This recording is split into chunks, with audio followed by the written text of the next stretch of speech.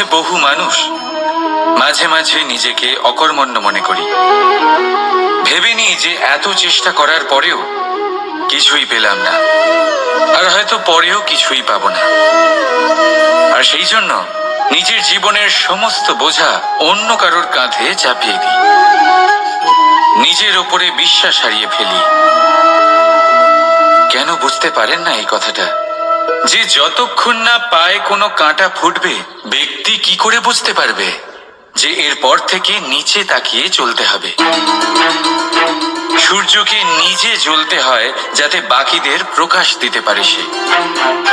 রাতের অন্ধকারের সাথে লড়াই করার জন্য চন্দ্রিমাকে আকাশে একা উজ্জ্বল হতে হয়।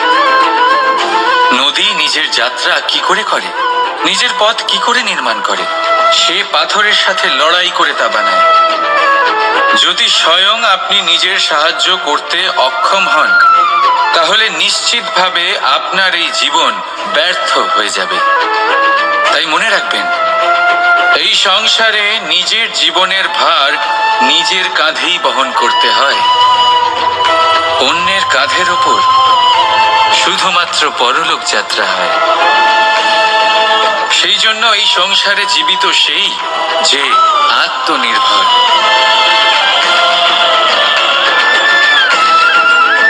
রাধা রাধা।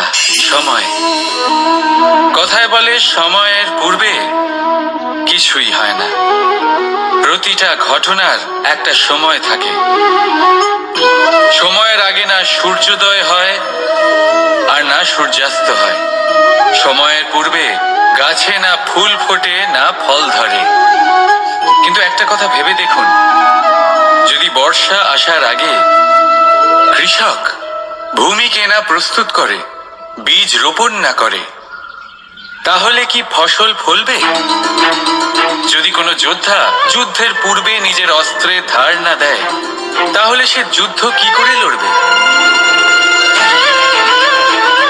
এর মানে এটাই হলো যে সময় আপনার যখন আসার তখন অবশ্যই আসবে, কিন্তু ততক্ষণ এটাও গুরুত্বপূর্ণ যে আপনি নিজেকে তার জন্য তৈরি রাখুন।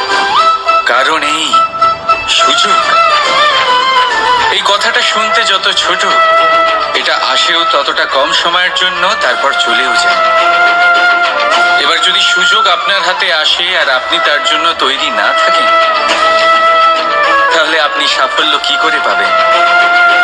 তাই আপনি সঠিক সময়ের জন্য অপেক্ষা করুন, সেই সুযোগের জন্য অপেক্ষা করুন, কিন্তু ততক্ষণ নিজের চেষ্টার দ্বারা নিজেকে আরো সক্ষম করে তুলুন। কারণ সাফল্য আপনার জন্য অপেক্ষা করছে, শুধু আপনি তার জন্য তৈরি থাকুন।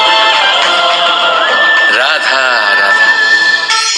কথা মানুষের পাওয়া সবচেয়ে অদ্ভুত উপহার। এই কথাই মানুষকে এই সংসারের সমস্ত প্রাণীর থেকে ভিন্ন করে তোলে, সংসারের সবচেয়ে উপরে নিয়ে যায়। এই কথার কারণেই আমরা একে অপরের সাথে ভাব আদান প্রদান করি। আমি আমার মনের ভাবনা অন্য কাউকে ব্যক্ত করতে পারি, অন্য কেউ তাদের ভাবনা আমাকে ব্যক্ত করতে পারে। এই কথাই আমাদের সবচেয়ে বড় ঢাল। এবারে দেখুন, আপনি নিশ্চয়ই লক্ষ্য করেছেন, কারোর কথা মধুর হলে লোকে তাকে ভালোবাসে, তাকে নিজের বন্ধু বানায়। সেইভাবেই যদি কারোর কথা কঠোর হয়, তাহলে লোকে তাকে ঘৃণা করে, তাকে নিজের শত্রু মনে করে। এই কথাই ভাষা হয়ে আমাদের ইতিহাস রচনা করে। তবে আমরা কি সত্যি বাণীর বিষয়ে অতটাই ভাবি যতটা আমাদের ভাবা উচিত? ভেবে দেখুন, মানুষের কথা বলতে শিখতে কত সময় লাগে। কোনো বালক 1.5 বছর বয়সে কথা বলতে শেখে, কেউ 2 বছরে, কেউ 3। এবার দেখুন, মানুষ 1.5 বছর বয়সে কথা বলতে শিখে গেলেও তার কি বলা উচিত এটা সারা জীবনেও শিখতে পারে না। এর উপরে মনোনিবেশ করুন, এটা বোঝবার চেষ্টা করুন কি বলা উচিত।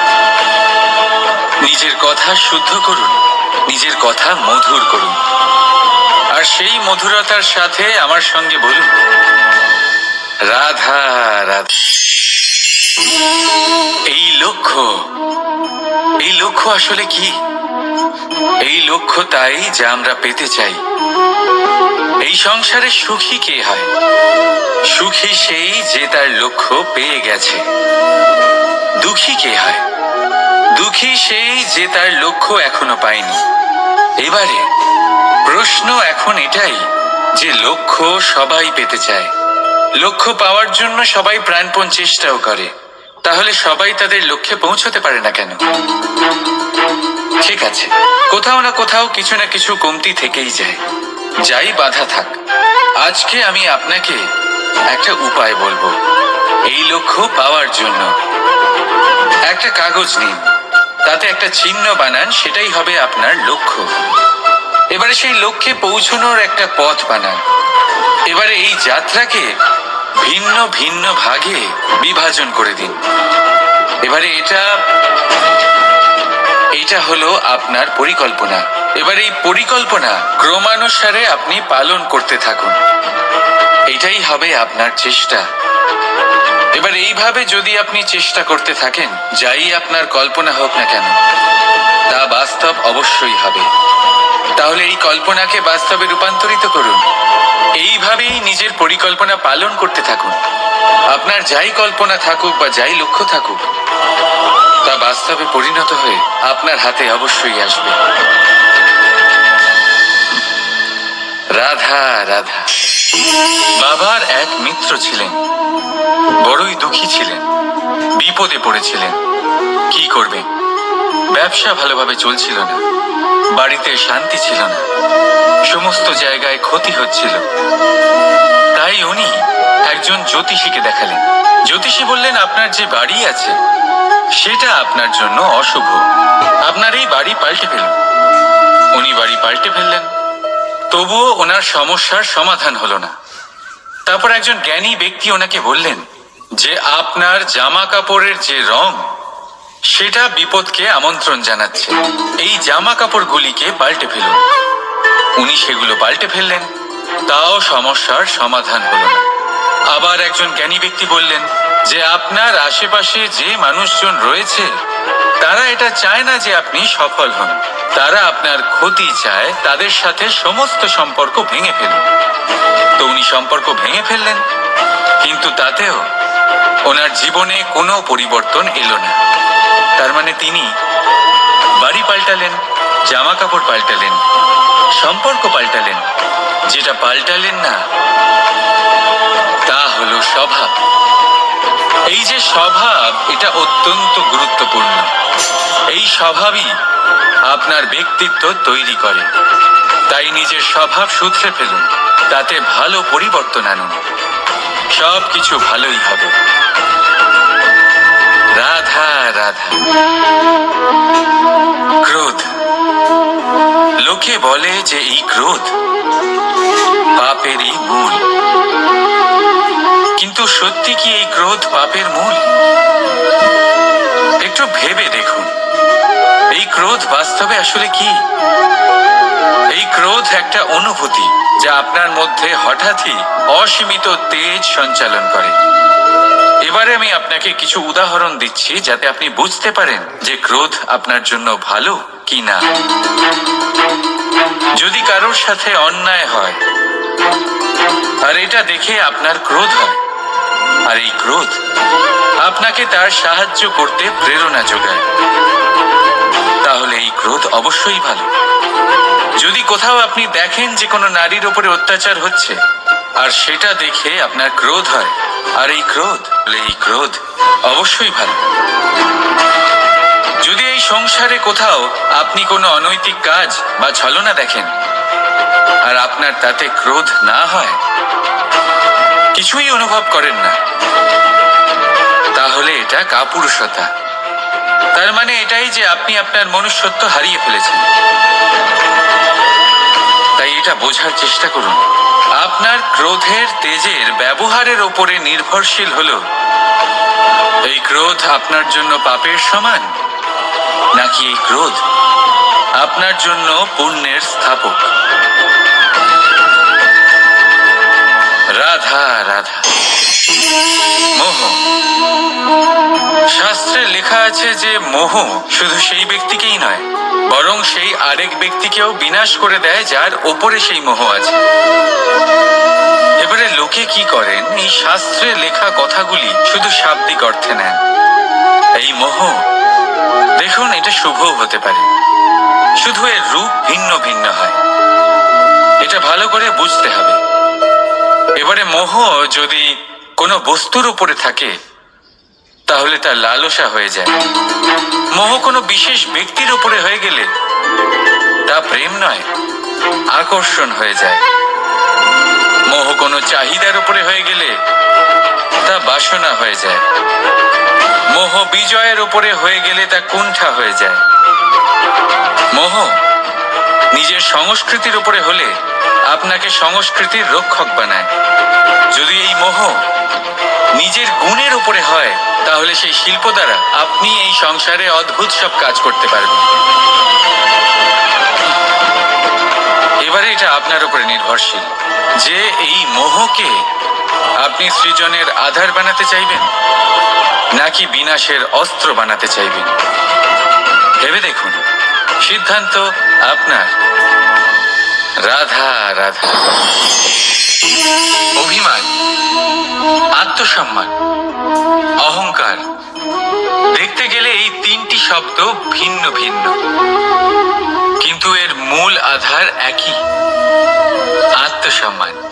এবার যদি কথা বলি আপনার শরীরের, আপনার সংস্কৃতির, আপনার সম্পর্কে, তাহলে অভিমান থাকা স্বাভাবিক। এবার যদি কথা বলি আপনার ব্যক্তিত্ব নিয়ে, আপনার আদর্শ নিয়ে, আপনার বিচারধারা নিয়ে, তাহলে আত্মসম্মান হলো একটা গুণ। যদি এইভাবে বলা হয় যে আমি এই কার্য কারোর সাহায্য ছাড়া, সহযোগিতা ছাড়াও করতে পারি, তাহলে এটা আত্মসম্মান, আর এটা সঠিক। যদি এভাবে বলা হয় যে আমি এই কার্য কারোর সাহায্য ছাড়াই বা কারোর সহযোগিতা ছাড়াই করে ফেলেছি, তাহলে এটা অভিমান, এটাও সঠিক। কিন্তু এই কার্য শুধুমাত্র আমিই করতে পারি আর কেউ নয়, এটা অহংকার। তাহলে এই শব্দ এবং তার অর্থ বোঝার চেষ্টা করুন। জীবন ধারণের এক নতুন পথ খুঁজে পাবে। রাধা রাধা। সংসারে প্রত্যেক ব্যক্তি কোনো না কোনো রূপে ঈশ্বরকে মানে। কেউ মূর্তি রূপে, তো কেউ তত্ত্ব রূপে, কেউ ভাবনা রূপে, আবার কেউ স্বভাব রূপে। কেউ নিজের মধ্যে পরমাত্মা খোঁজে, আবার কেউ অন্যের মধ্যে। কারোর কাছে জ্ঞানই পরমাত্মা। সংসারে প্রত্যেক মানুষই কোনো না কোনো রূপে তার ঈশ্বরকে পেয়েই যান। কিন্তু একটা কথা বলবো, ঈশ্বর প্রথমেই নিজের একটা স্বরূপ পৃথিবীতে আপনার কাছে পাঠিয়ে দিয়েছেন। সেই স্বরূপ হলো আপনার মাতা, আপনার মা।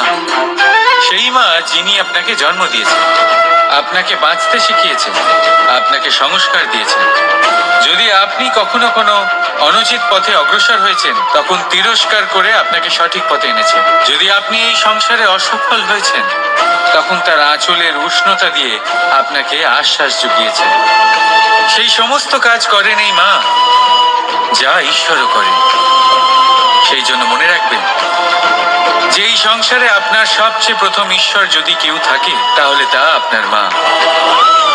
প্রত্যেক প্রতিমাতে ঈশ্বর নাই থাকতে পারে, কিন্তু প্রত্যেক মায়ের মধ্যে ঈশ্বর অবশ্যই থাকে।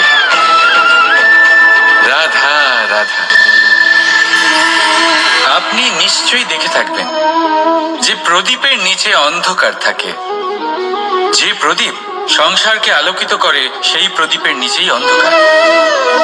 এবারে অনেক মানুষ আছে যারা এই বিষয়টা এইভাবে দেখে যে ব্যক্তি নিজের সমস্যার সমাধান করতে পারে না, আর গোটা সংসারকে উপদেশ দেয়। কিন্তু এইটা দেখার আরো একটা দৃষ্টিভঙ্গি আছে, আর সেটা হচ্ছে যে স্বয়ং জ্বলে সংসারকে আলোকিত শুধু সেই করতে পারে যা রাধার বড়ই শীতল হয়। এই সংসারের পথপ্রদর্শক সেই হতে পারে, এই সংসারকে দিশা সেই দেখাতে পারে যার মধ্যে সন্তোষ আর ধৈর্য শক্তি আছে। এবারে দেখুন, এটা অত্যন্ত গুরুত্বপূর্ণ বিষয় যে বিবেক তখনই কাজ করে যখন মন শান্ত থাকে, যখন মন শীতল থাকে। তাই যদি আপনি এই জীবনে কোনো বড় কর্ম করতে চান, তাহলে সর্বপ্রথম আপনার এই মনকে, এই বিবেককে, এই হৃদয়কে, এই আধারকে, এই ভূমিকে শীতল রাখতে শিখুন। ধৈর্য ধরুন। সংসারে এমন কিছু নেই যা আপনি করতে পারবেন না। রাধা রাধা। এই প্রদীপ দেখতে পাচ্ছেন আপনি? নিজেও জ্বলে আর এই বাতিকেও জ্বালিয়ে রাখে, আর এই সংসারকে প্রদান করে প্রকাশ। অন্ধকারাচ্ছন্ন ব্যক্তিকে প্রদান করে আশার আলো। কিন্তু এটা কখনো ভাবে না যে সেই মাটি কেমন হবে যা দিয়ে এটা তৈরি করা হয়েছে, সেই কুমোর কেমন হবে যে একে আকার দিয়েছে। ভাবে না যে একে কিনেছে তার বাড়ি কেমন হবে, তা কতটা সুসজ্জিত। কিচ্ছু নয়, শুধু এই সংসারকে প্রকাশ প্রদান করে। আর হয়তো সেই জন্যই প্রদীপকে এত ভালোবাসা হয়। সে নিজের বা অন্যের বাড়ি দেখে কখনোই জ্বলে না, সে জ্বলে শুধু অন্ধকারের সাথে লড়াই করতে। তাই আপনিও নিজের ব্যবহার এই প্রদীপের মতো করে তুলুন। নিজের পরিচয় সরিয়ে নিঃস্বার্থভাবে কর্ম করে যান, আর নিজের জন্য এক নতুন, এক বিশাল, এক অদ্ভুত পরিচয় তৈরি করুন। রাধা রাধা। এই সংসারে প্রত্যেক ব্যক্তি বড় কিছু করতে চায়, এমন কিছু যা এই সংসারে কেউ আগে কখনো করেনি। এমন জায়গায় পৌঁছতে চায় যেখানে এর আগে কেউ কখনো পৌঁছতে পারেনি। আর কেউ কেউ এতে সফলতা অর্জন করে। কিন্তু কিছু মানুষ অসফল হয় কেন? এটাই আমার প্রশ্ন। না তো তাদের ইচ্ছেতে কোনো কমতি থাকে, না কমতি থাকে তাদের চেষ্টায়। তাহলে কেন এরা পিছিয়ে পড়ে?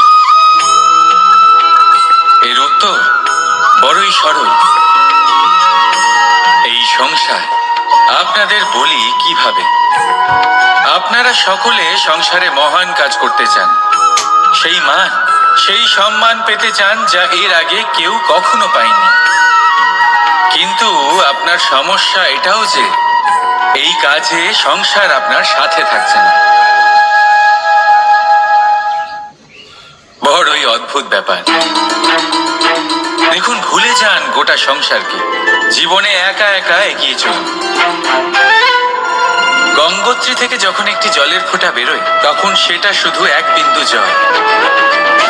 তারপরে যখন সে তার যাত্রা শুরু করে অন্য জলের ফোঁটার সাথে মিশে, তখন সে স্রোতে পরিণত হয়, গঙ্গাতে পরিণত হয়। যদি আপনি জীবনে এগোতে চান তাহলে একলা এগোতে শিখুন, নির্ভীক হয়ে, সাহসের সাথে। ধনাত্মক চিন্তা নিয়ে জীবনে এগিয়ে চলুন, একা এগিয়ে চলুন। আর দেখবেন সেই মান, সেই সম্মান আপনার জন্যই অপেক্ষা করে আছে। রাধা রাধা। কর্ম। মানুষ সর্বদা কর্ম করতে থাকে, আর এই কর্মের জন্যই সে মান, সম্মান, ধন, প্রতিষ্ঠা লাভ করে। এবার মানুষ সবসময় চেষ্টা করে যাতে সে ভালো কর্ম করে যায়। তাহলে আপনাকে বলি, শুধু ভালো কর্ম করাই আবশ্যক নয়, তার থেকে বেশি জরুরি হলো এই খারাপ কর্মকে বোঝা আর তার থেকে দূরে থাকা। কারণ যখনই আপনি কোনো সঠিক কাজ করেন বা ভালো কাজ করেন, কেউ তা মনে রাখে না। কিন্তু এই সংসারে বিষয়টা হলো এরকম, আপনি একটা খারাপ কর্ম করুন আর সেটা সবার মনে থাকে। এই খারাপ কর্ম কাজলের এক কৌটোর মতো হয়, আপনি যতই চেষ্টা করুন বাঁচিয়ে ব্যবহার করার, কিন্তু এই কালিমা কোথাও না কোথাও অবশ্যই লেগে থাকে। সেই জন্য জীবনে ভালো কর্ম অবশ্যই করুন, কিন্তু তার থেকেও বেশি জরুরি হলো এই খারাপ কর্মের থেকে দূরত্ব বজায় রাখা। আর এটা অবশ্যই করবেন। রাধা রাধা।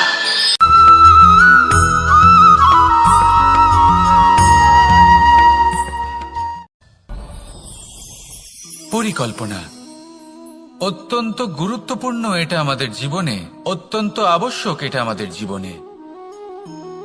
কিন্তু এই পরিকল্পনা ঠিক কতটা হওয়া উচিত, অর্থাৎ এই পরিকল্পনার সম্পর্কে কতটা চিন্তা করা উচিত, কতটা ভবিষ্যতের বিষয়ে চিন্তা করা উচিত।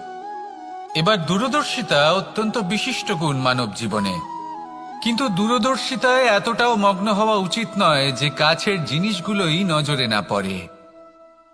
আজকের কথা বাদ দিয়ে শুধুই ভবিষ্যৎ নিয়ে চিন্তা করা অনুচিত। এবার দেখুন, পরিকল্পনা করুন, কিন্তু তার থেকে বেশি উপভোগ করুন। এই মুহূর্ত সম্পর্কে অবগত নয়, কিন্তু ভবিষ্যতের কথা আমরা চিন্তা করতে থাকি। আমি এটা অনুভব করতে চাই, ওইটা অনুভব করতে চাই, ওই আনন্দ প্রাপ্ত করতে চাই। এটা অনুচিত। পরিকল্পনা করুন, সংযত করুন, কিন্তু আজকে, বর্তমানকে, এই মুহূর্তকে, জীবনের বাস্তবিক আনন্দ এটা, আর জীবনযাপনের সব থেকে শ্রেষ্ঠ পথও এটা। আসুন আমার সাথে ভালোবেসে বলুন, রাধা রাধা। কখনো কখনো মনে এই ভাবনা আসতেই পারে যে ঈশ্বর আজ পর্যন্ত এত রূপে অবতীর্ণ হয়েছেন, এতবার এই পৃথিবীতে এসেছেন, তারপরেও এই সংসারে কোথাও না কোথাও এই পাপ বসবাস করে। এটার কারণ কি? এটার কারণ আমরা স্বয়ংই। যখন কোনো ব্যক্তি এই পৃথিবীর পথপ্রদর্শন করে, এই সংসারকে উচিত দিশা দেখায়, এই সংসারের মঙ্গল করে, আমরা সেই ব্যক্তিকে মানুষ থেকে ঈশ্বর বানিয়ে ফেলি। সেই ব্যক্তির পতন স্বয়ং আমাদের হাতেই হয়ে যায়, কারণ সেই ব্যক্তি তার শ্বাস প্রশ্বাসের জন্য হয় না। সেই ব্যক্তি হলো সেই ভাবনা যা সে এই সংসারকে প্রদান করেছে। আমরা সেই ব্যক্তির ভাবনাটারই অন্ত করে দিই। এটা উচিত নয়। আমরা ওনাকে প্রভু মেনে নিই। প্রভু মানার পর আমরা ওনার কাছে প্রার্থনা করি, হে প্রভু আমাদের সাহায্য করুন। যদি উনি প্রভুও হন, তাও উনি পৃথিবীতে এসেছেন মনুষ্য রূপে। যা কর্ম করেছেন, যা শক্তি প্রাপ্ত করেছেন, এই দেহ থেকেই প্রাপ্ত করেছেন। আপনাদের এটা বোঝানোর জন্য যে এই কাজ আপনিও করতে পারেন। যারা সৎ আত্মা থাকেন, তাদের জন্য সর্বশ্রেষ্ঠ শ্রদ্ধাঞ্জলি হলো এটাই যে আপনি তাদের পদচিহ্ন অনুসরণ করে চলুন। না ওনাদের স্মরণে থাকুন, না পুষ্পের মালা ওনাদের চরণে রাখুন, বরং তাদের ভাবনাকে অনুসরণ করে সেই ভাবনা নিয়ে এগিয়ে চলুন। এটা না শুধু আপনার জন্য, বরং সমগ্র সংসারের জন্য লাভদায়ক। তাহলে এটাই করুন, আর আমার সাথে ভালোবেসে বলুন, রাধা রাধা। যখন কঠোর রোদে আমাদের শরীর উত্তপ্ত হয়ে যায়, আমরা গরম অনুভব করি, তখনই যদি বর্ষা হয় আর বৃষ্টির জলের ফোঁটা আমাদের শরীরে এসে পড়ে, তখন কেমন অনুভূতি হয়? বর্ষার এই জলের ফোঁটা যখন ধরিত্রীতে পড়ে, তখন যে নাদ উৎপন্ন হয়, মনে হয় যেন এক সঙ্গীত। এমন এক সঙ্গীত যা স্থিরতার সাথে আমাদের বুঝিয়ে দেয় যে এই সূর্যের উত্তাপ, এই রোদ, তা চিরকালের জন্য থাকবে না। সূর্যের কিরণের যতই তেজ থাকুক, যখন বর্ষা আসবে, এই রোদের কিরণকে শীতল করবে। সূর্যের তেজ যতই বেশি হোক না কেন, কখনো না কখনো কালো মেঘ আসবে আর সূর্যকে ঢেকে দেবে।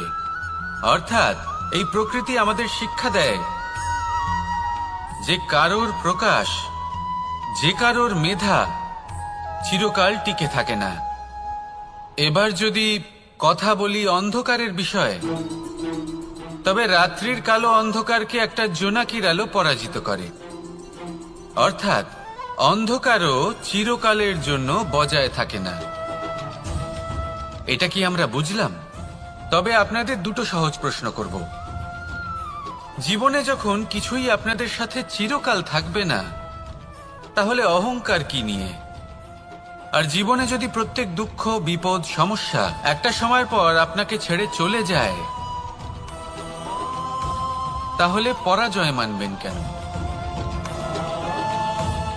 এই দুশ্চিন্তা ত্যাগ করুন, এই অহংকার ত্যাগ করুন, আসক্তি ত্যাগ করুন, আর আমার সাথে ভালোবেসে বলুন, রাধা রাধা। ভোজন। এই সংসারে যেই হোক না কেন, কোনো মানুষ হোক, কোনো প্রাণী হোক, কোনো কীট হোক বা কোনো বনস্পতি হোক, প্রত্যেকের জন্য ভোজন অতি আবশ্যক। কারণ ভোজন থেকেই শক্তি পাওয়া যায়, আর সেই শক্তি দিয়েই সংসারের, আমাদের জীবনের সমস্ত কার্য করা যায়। এবার এমন এক ধরনের শক্তি হয় যা শীতের ঋতুতে সূর্য থেকে আমরা পেয়ে থাকি, আর আরেক ধরনের উত্তাপ হয় যা দিয়ে ভোজন রান্না করা হয়, সুস্বাদু নানান ধরনের ভোজন। এবার অত্যন্ত গুরুত্বপূর্ণ হলো যে ব্যক্তি সেই ভোজন বানাচ্ছেন তার মানসিক পরিস্থিতি, এবং সেই ব্যক্তি যিনি ভোজন গ্রহণ করছেন তার মানসিক অবস্থা। যখনই আপনি ভোজন বানাচ্ছেন, তখন ভালোবাসার সাথে কাজটা করুন, ধন্যাত্মক ভাব নিয়ে, সৎ ভাবনার সাথে। কারণ আপনার এই মানসিক স্থিতি শক্তির আকারে সেই খাদ্যের সাথে মিলেমিশে যায়। আর যখনই আপনি ভোজন গ্রহণ করছেন, তখন সদ্ভাবনার সাথে, প্রসন্নতার সাথে গ্রহণ করুন, ধন্যাত্মক ভাব নিয়ে। যদি আপনি প্রসন্নতার সাথে রান্না করেন, প্রসন্নতার সাথে খাদ্য গ্রহণ করেন, তাহলে আপনি প্রসন্নই থাকবেন, আর মন সুপ্রসন্ন হয়েই বলবে, রাধা রাধা। কখনো কোনো চাতক পাখিকে দেখেছেন? কথায় আছে যে বছরে মাত্র একবার সে তার তৃষ্ণা মিটিয়ে থাকে, আর তাও আকাশে ভেসে থাকা মেঘের দ্বারা ঘটানো বৃষ্টির জলের ফোঁটা থেকে। আর কোথাও থেকে সে তার তৃষ্ণা পূরণ করে না। সারা বছর সে নিদারুণ গরম সহ্য করে, তীব্র শীতও সহ্য করে, শুধু এই আশা নিয়ে যে বছরে একবার অন্তত সেই মেঘের ঘন ঘটা হবে, বৃষ্টি হবে, আর সে তার তৃষ্ণা নিবারণ করবে। এটা আসলে কি? এটা আসলে বিশ্বাস। সেই বিশ্বাস যে বছরে একবার সেই মেঘ আসবে তৃষ্ণা নিবারণ করতে। যেমন দেখুন, একটা সূর্যমুখী ফুল সারা রাত অন্ধকারের সাথে যুদ্ধ করে, কারণ তার বিশ্বাস যে ভোরবেলায় সূর্য তাকে অবশ্যই দর্শন দেবেন। সেটাও বিশ্বাস ছিল যার উপর ভরসা করে মনু একটা নৌকা নিয়ে বেরিয়ে পড়েছিলেন এবং সমস্ত সৃষ্টিকে প্রলয়ের হাত থেকে বাঁচিয়েছিলেন। সেটাও ছিল ভালোবাসার প্রতি বিশ্বাস, যার উপর ভরসা করে বানর এবং ভাল্লুক সেনা নিয়ে শ্রীরাম আক্রমণ করেছিলেন সমস্ত বরদানপ্রাপ্ত অসুরগণ এবং রাক্ষসগণের লঙ্কায়, এবং জয় লাভ করেছিলেন। এই বিশ্বাসই হলো এই বিশ্বের আশা। বিশ্বাস রাখুন যে আপনি হলেন সর্বশ্রেষ্ঠ এবং শুধুই নিজের কর্ম করতে থাকুন। এই বিশ্বাসের আশাই আপনাকে প্রতি মুহূর্তে বল প্রদান করবে। এ হলো আমার বিশ্বাস। আসুন আর আমার সাথে ভালোবেসে বলুন, রাধা রাধা। সৌন্দর্য। মানুষ নিজের সৌন্দর্যের বিষয়ে কতটা ভাবে, চায় যে সে সব থেকে বেশি রূপবান হবে, সব থেকে বেশি সুন্দর হবে। কিন্তু সৌন্দর্যের পরিভাষা কি তা কি সে জানে? কোনো মাকে জিজ্ঞেস করুন, ওনার জন্য সৌন্দর্যের পরিভাষা ওনার সন্তান। কোনো ভক্তকে জিজ্ঞেস করুন, ওনার জন্য সৌন্দর্যের পরিভাষা ওনার ভগবান। শ্রীরামকে জিজ্ঞেস করুন, ওনার জন্য সৌন্দর্যের পরিভাষা হলো হনুমান। ভাঙা হানু, ফুলে যাওয়া মুখ, দেখতে গেলে উনি বানর, লম্বা লেজ, এত নিরীহ যে ওনাকে অমূল্য মালা দিলে সেটা ছিঁড়ে তার ভেতরে শ্রীরামকে খুঁজছিলেন। কিন্তু ওনার ভাবনা কত সুন্দর। উনি এটা বিশ্বাস করেন যে সংসারের যতই মূল্যবান জিনিস দিয়ে এই মালা তৈরি করা হোক না কেন, যদি এর মধ্যে শ্রীরাম না থাকেন তাহলে এর মধ্যে কোনো অর্থ নেই। সৌন্দর্য রূপে নয়, ভাবনায় নিহিত থাকে। যদি আপনি সৌন্দর্য প্রাপ্ত করতে চান তাহলে তা কর্মে নিয়ে আসুন, ভাবনায় এবং বিচারে নিয়ে আসুন। এই সৌন্দর্য আপনার সাথেই থাকবে। যদি আপনি সৌন্দর্যকে রূপের মধ্যে খোঁজেন তাহলে কিছুক্ষণের জন্য পাবেন, সেই সৌন্দর্য সময়ের সাথে হারিয়ে যাবে। সৌন্দর্য যদি পেতে চান, খুঁজতেই চান, তাহলে হৃদয় খুঁজুন, কর্মে খুঁজুন। মন প্রসন্ন হয়ে বলবে রাধা রাধা। ব্যায়াম, এই শব্দ আমরা সকলে শুনেছি, আর এটা সারা জীবন আমাদের সাথেই থাকে কোনো না কোনো রূপে। যখন আমরা জন্মগ্রহণ করি, চলতে শিখি, প্রথমে আমরা হামাগুড়ি দিয়ে চলি, পরে চলতে চেষ্টা করি কিন্তু পড়ে যাই। তখন আমাদের বাড়ির গুরুজনেরা আমাদের আটকান না, ওনারা মনে করেন এইভাবেই আমাদের সন্তান চলতে শিখবে, এইভাবেই তার পা আরো মজবুত হবে, যা অত্যন্ত গুরুত্বপূর্ণ। এইবার জীবনকালে যতই আমরা এগোতে থাকি, এই ব্যায়াম বিভিন্ন রূপে আমাদের সাথেই থাকে। কিন্তু আপনি কি জানেন যে এই ব্যায়ামের তাৎপর্য আসলে কি? আপনি কি জানেন এই ব্যায়ামের মর্ম আসলে কি? যখনই আমরা এই ব্যায়াম করি, আমাদের শরীরের মাংসপেশি ক্ষয় হয়। প্রথমে তা ক্ষয় হয়, তারপর আবার তা নির্মিত হয়। আরো শ্রেষ্ঠ, আরো শক্তিশালী মাংসপেশি আমরা লাভ করি। অর্থাৎ এই ব্যায়াম হলো সৃজনের বিজ্ঞান। এই ব্যায়াম আমাদের জন্য অত্যন্ত আবশ্যক। সেই জন্য জীবনে যখনই কোনো কিছু নষ্ট হয়ে যায়, চলে যায়, তখন হতাশ হয়ে পড়বেন না, তাকে পুনর্নির্মাণ করার চেষ্টা করবেন। আর এই শিক্ষা আমরা লাভ করি পাখিদের থেকে। যখনই বর্ষা হয়, ঝড় আসে, যখন পাখির বাসা ভেঙে চুরমার হয়ে যায়, তারা হার মেনে নেয় না। সে আবার অল্প অল্প করে সব খুঁজে একত্রিত করে আবার নিজের বাসা বানিয়ে তোলে, পুনরায় এক জীবনকে জন্ম দেয়, এক নতুন পরিবারকে জন্ম দেয়।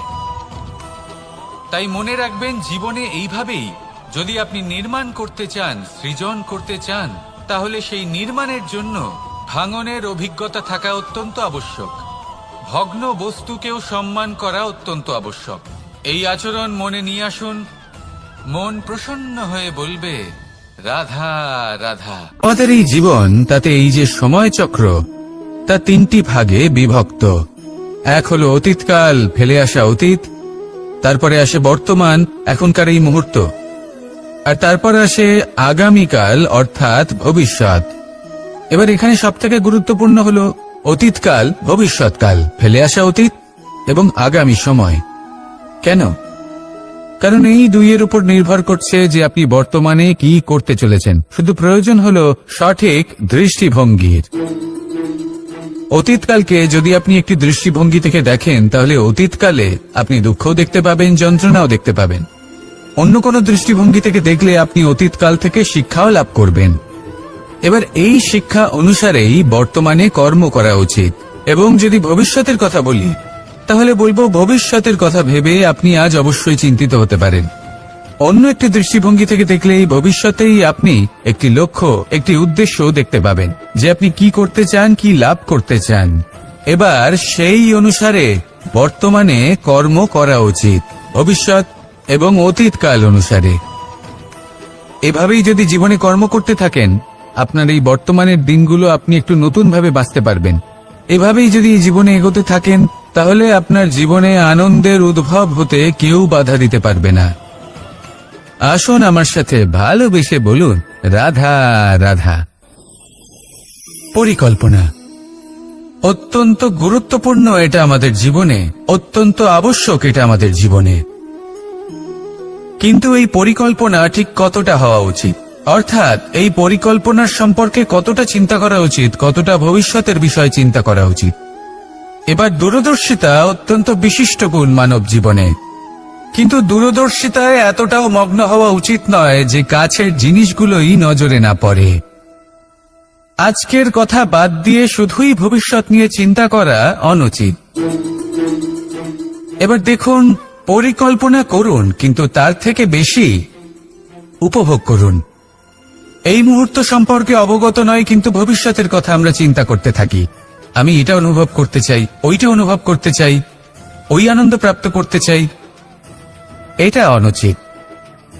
পরিকল্পনা করুন, সংযত করুন, কিন্তু আজকে, বর্তমানকে, এই মুহূর্তকে, জীবনের বাস্তবিক আনন্দ এটা, আর জীবনযাপনের সবথেকে শ্রেষ্ঠ পথও এটা।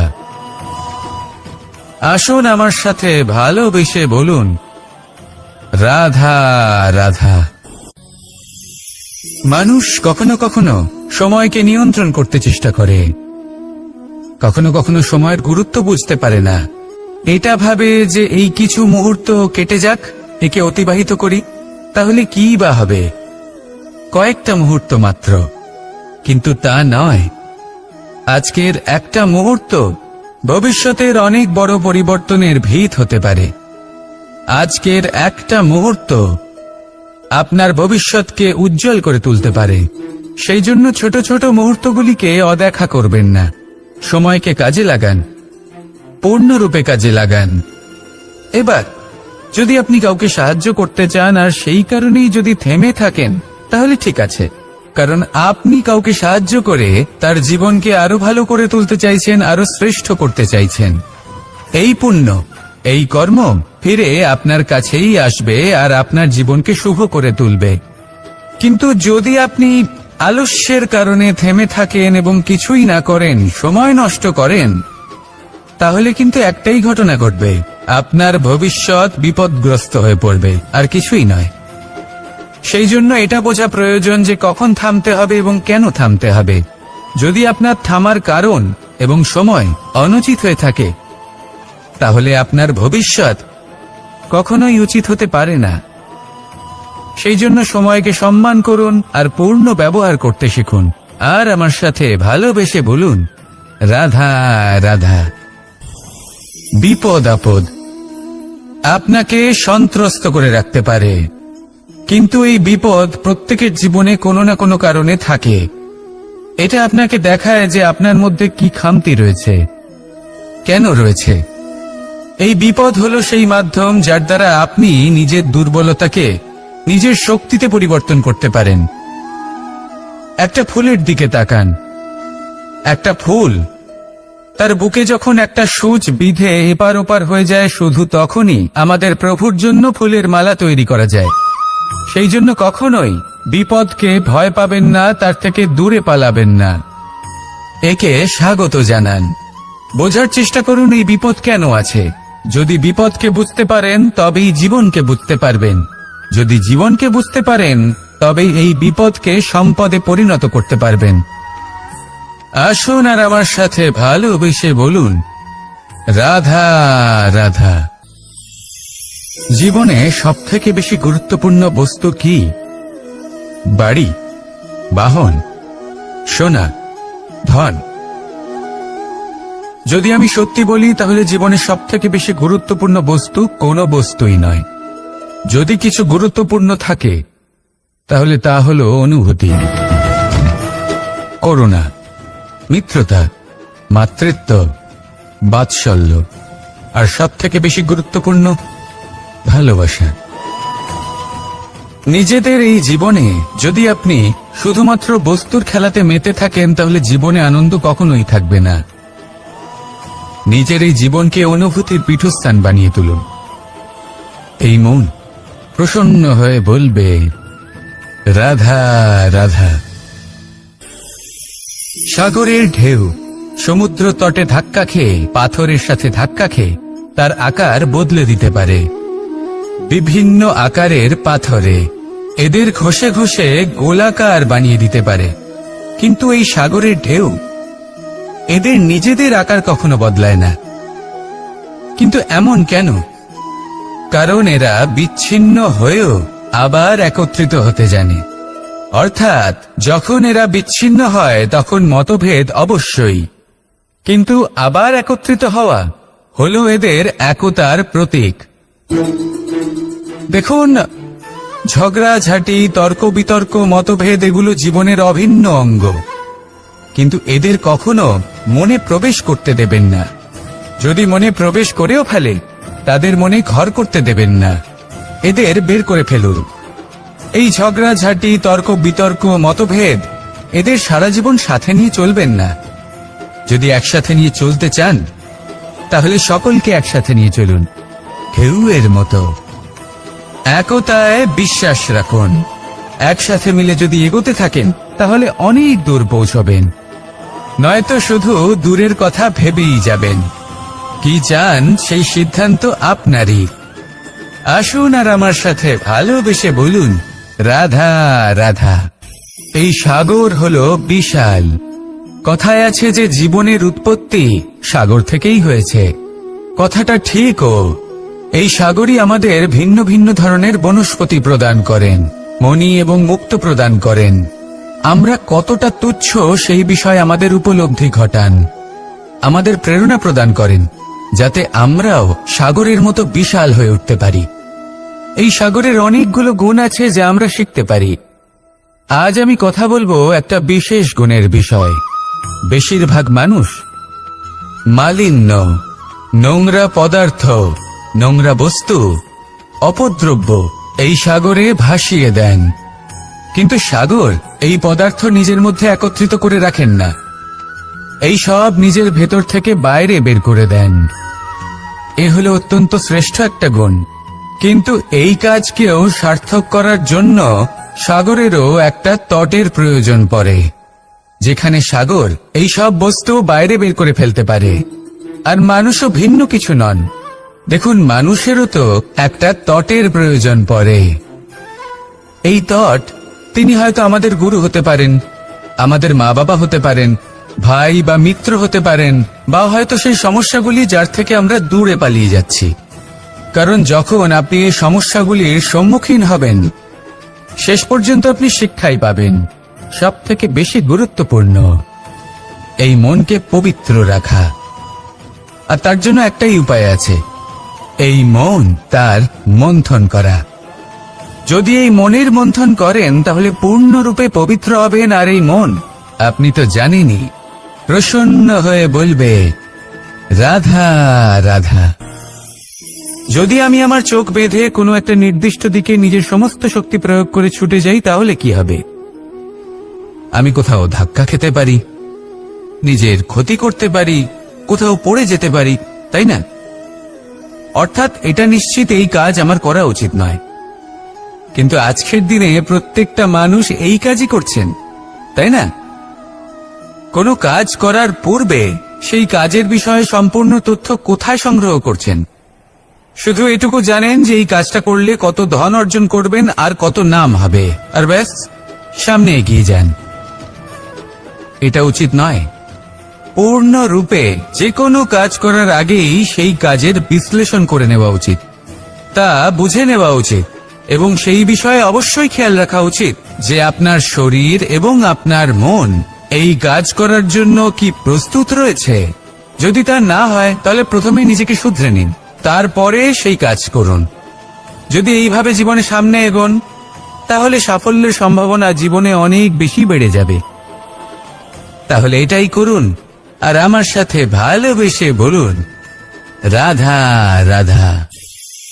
আমরা জীবনে চলতে চাই, সামনে এগোতে চাই, কিন্তু কখনো কখনো এমন হয় যে আমরা আমাদের লক্ষ্য দেখতেই পাই না। আমরা চিন্তিত হয়ে পড়ি, ব্যতীত হয়ে পড়ি, আমরা কিছু বুঝতেই পারি না। এই মন অশান্ত হয়ে যায়। কিন্তু যদি আপনি থেমে যান, তাহলে নিজের পথ এবং নিজের লক্ষ্য থেকে সরে যাবেন। সেই জন্য চলতে থাকুন, থামবেন না। যতদূর পারবেন চলতে থাকুন, যতদূর দৃষ্টি যাচ্ছে চলতে থাকুন। তারপরেই দেখবেন পরবর্তী পথ আপনা থেকেই আপনার সামনে আসবে। কারণ আপনার দৃষ্টির সীমা থাকতেই পারে, দৃষ্টিভঙ্গির সীমা নেই। আপনার পথের সীমারেখা থাকতেই পারে, কিন্তু সেই পথে চলার সাহসের সীমা নেই। সেই জন্য নিজেকে অসীমিত করে তুলুন। এই সীমারেখা আপনা থেকেই দূর হয়ে যাবে, লক্ষ্য নিজে থেকেই দেখতে পাবেন, আর এই মন সুপ্রসন্ন হয়ে বলবে, রাধা রাধা। সম্পর্ক হলো আমাদের জীবনের একটি আধার।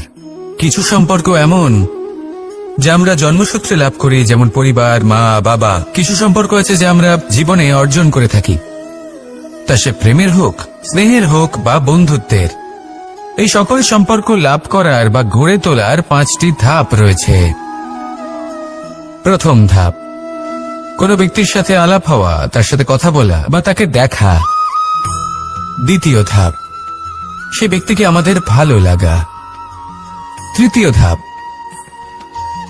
আমাদের এটা চাইতে শুরু করা যে জীবনে এই ব্যক্তি যেন আমাদের বন্ধু হন, আমাদের জীবনে থাকেন, বা আমাদের কাউকে ভালোবেসে ফেলা আর এটা আমাদের ভাবা বা চাওয়া যে সেই ব্যক্তি যেন আজীবন আমার সাথে থাকেন, আমার জীবনে আমার সাথী হয়ে।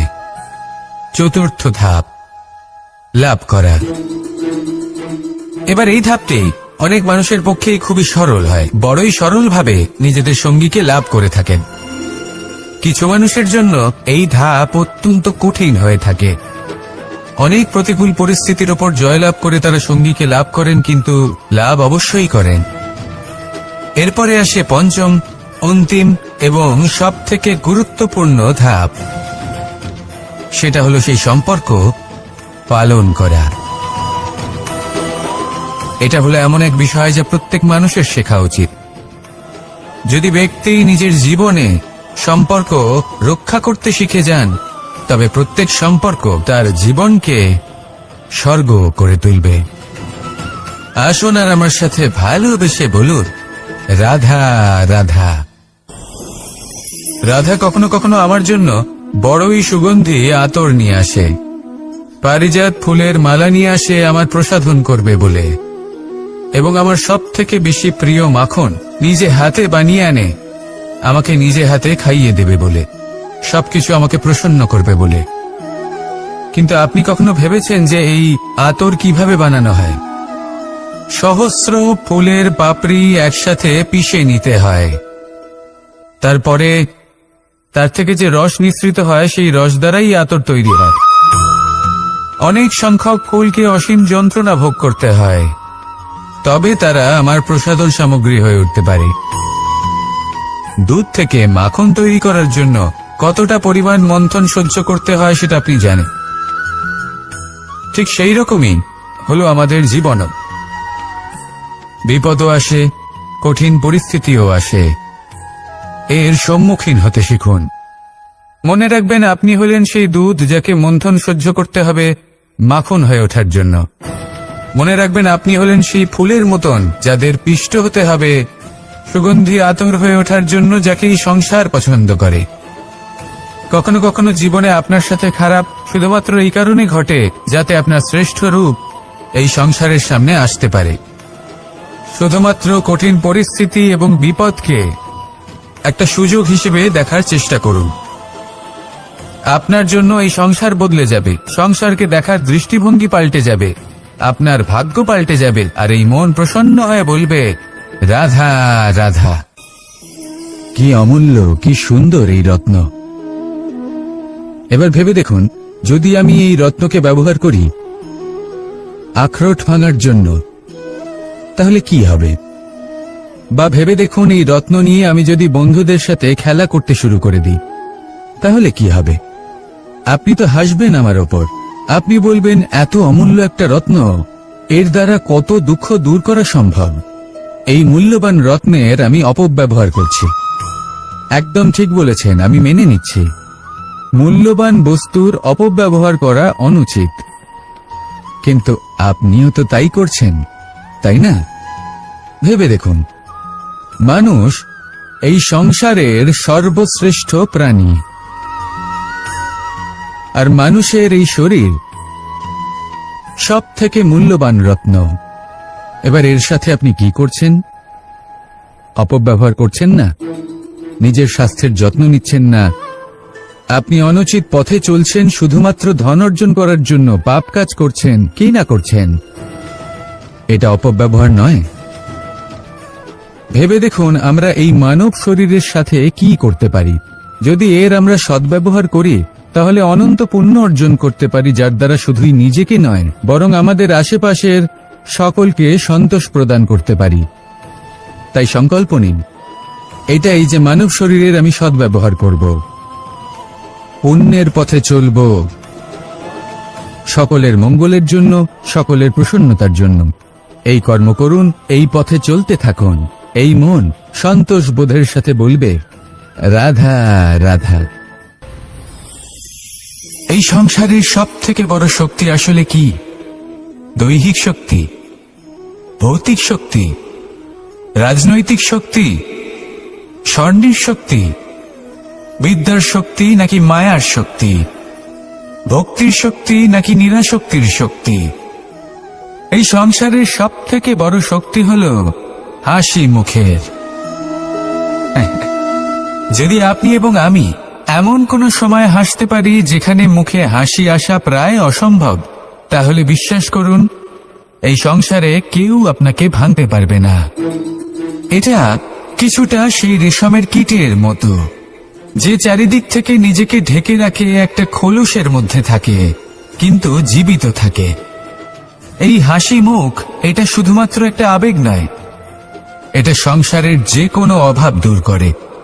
অভাব আশার, অভাব বিশ্বাসের। এই হাসি আপনার অন্তরে আশার আলো জাগ্রত করে, আর এই সংসারের হতাশা দূর করে দেয়।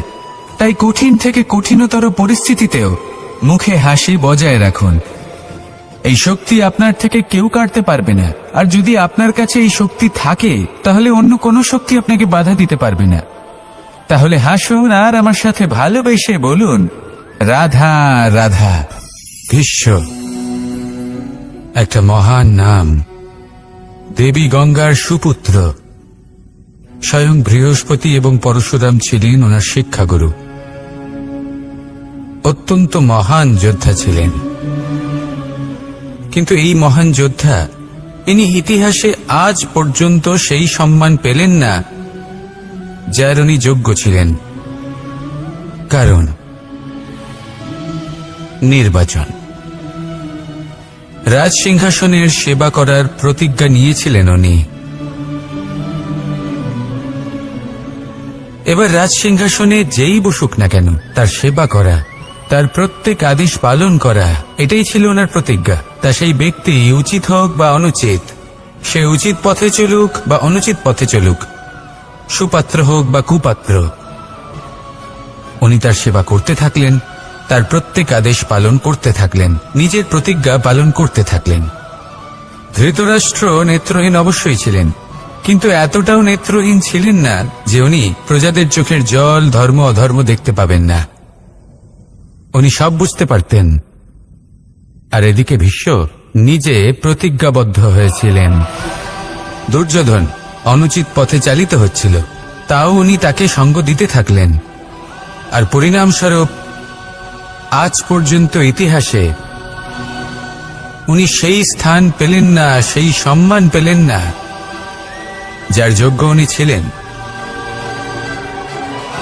যদি আপনি কোনো প্রতিজ্ঞা করে থাকেন, তা সে যতই কোনো উচিত কারণের জন্য হোক না কেন, যদি আস্তে আস্তে সময়ের সাথে সেই প্রতিজ্ঞা আপনাকে অনুচিত পথে চালিত করে অধর্মের পথে নিয়ে যায়, পাপের পথে নিয়ে যায়, তাহলে সেই প্রতিজ্ঞা ভঙ্গ করা অত্যন্ত আবশ্যক। সময় অনুসারে নিজেকে বদলানো আবশ্যক।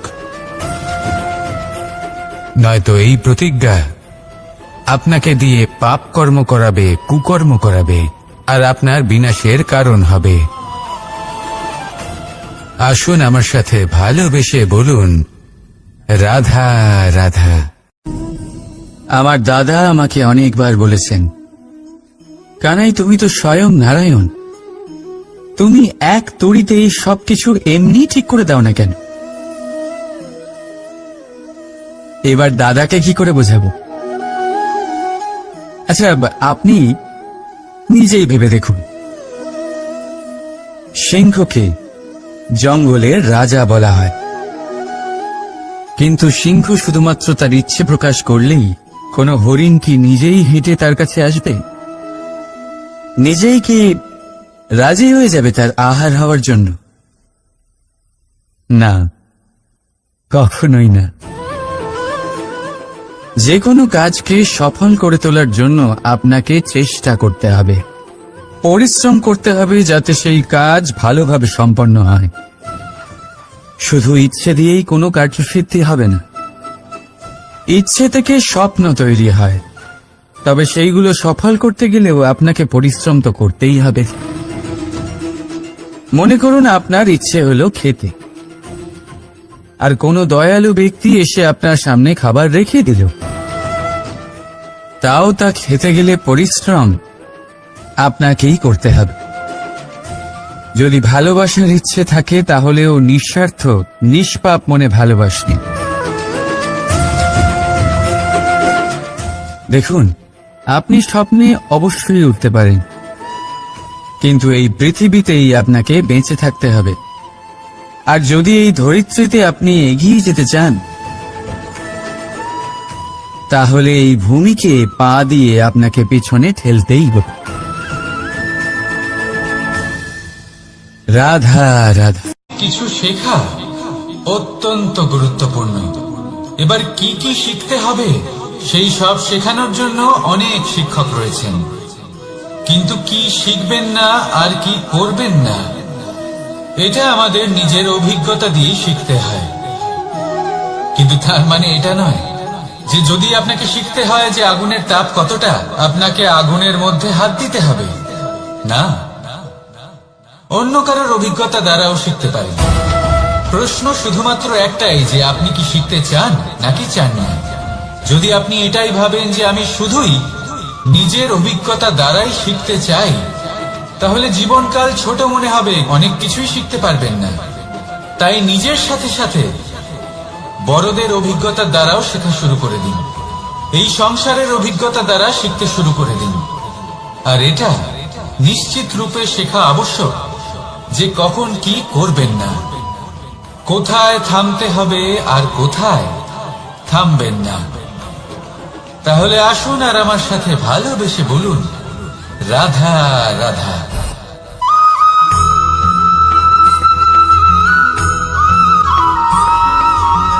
এই সংসারে সব থেকে বেশি কোমল বস্তু হলো রেশম। এই রেশম এতটাই কোমল হয় যে এর পুরো একটা থান শুধুমাত্র একটা হাতে ধরা সম্ভব। কখনো ভেবে দেখেছেন এই রেশম কিভাবে হয়? একটি কীট তার লালার দ্বারা উৎপন্ন হয়। এই কীট সেই রেশমকে পাক দিতে থাকে, পাক দিতেই থাকে, আর আস্তে আস্তে তার মধ্যেই জড়িয়ে পড়ে। শেষে ওর এই সুন্দর অমূল্য সৃষ্টি রেশমের এই সুতো তার নির্মাণ কার্য পূর্ণ হয়, কিন্তু তাতেই ও নিজে বন্দী হয়ে যায়। নিজেরই মায়াজালের এই বন্দী গৃহে নিজেই ফেঁসে যায়। এবার এই সুতোকে ব্যবহারযোগ্য করে তোলার জন্য এই কীটগুলিকে এই কবচের সাথেই ফুটন্ত জলে ফেলে দেওয়া হয়। এই সংসারে যদি আমাদের স্বপ্ন এই সংসারের দুঃখ হরণ করার জন্য, এই সংসারে সুখ বিতরণ করার জন্য হয়, তবেই আমাদের প্রগতি সম্ভব। যদি আমাদের এই স্বপ্ন শুধুই আমাদের এবং আমাদের স্বার্থ সিদ্ধির জন্য হয়, তাহলে এই স্বপ্ন আমাদের অন্ধ করে দেবে, আমাদের অন্ধকারের পথে নিয়ে যাবে, আর আমরাও সেই কীটের মতো হয়ে যাব। নিজেদেরই মায়াজালে আমরা নিজেই ফেঁসে যাব, আর শেষে আমরা যদি কিছু লাভ করি তা হবে একাকিত্ব, অন্ধকারময় মৃত্যু। তাই স্বপ্ন অবশ্যই দেখুন, কিন্তু এমন ভাবে স্বপ্ন দেখবেন না যে তার এই বন্দিগৃহে আপনি নিজেই ফেঁসে গেলেন। স্বপ্ন দেখুন পরোপকারে।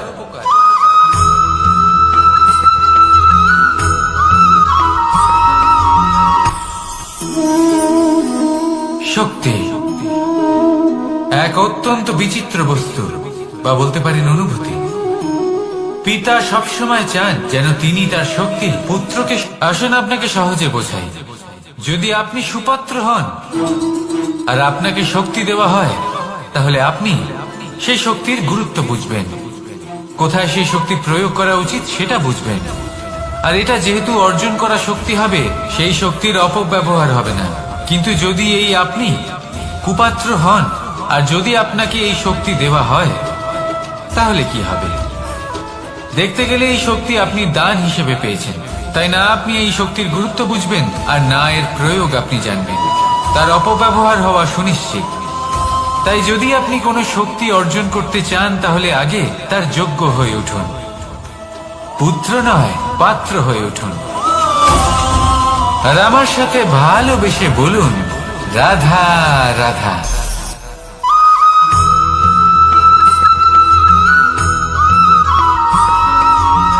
এই সংসারে প্রত্যেক মানুষ এটাই চান যে তিনি যেন ধনবান হন, আর্থিক অবস্থা তার ভালো থাকে, ওনার বাড়িতে লক্ষ্মীর আগমন হয়। কিন্তু সেটা হবে কি করে, সেটাই হলো প্রশ্ন। কেউ বলেন যে যদি পরিশ্রম করো তাহলে ধন অর্জন সম্ভব, কেউ বলেন যে যদি বিদ্যা লাভ হয় তবেই ধন অর্জন সম্ভব, কেউ বলেন যে যদি বলশালী হও তবেই সম্পন্ন থাকবে।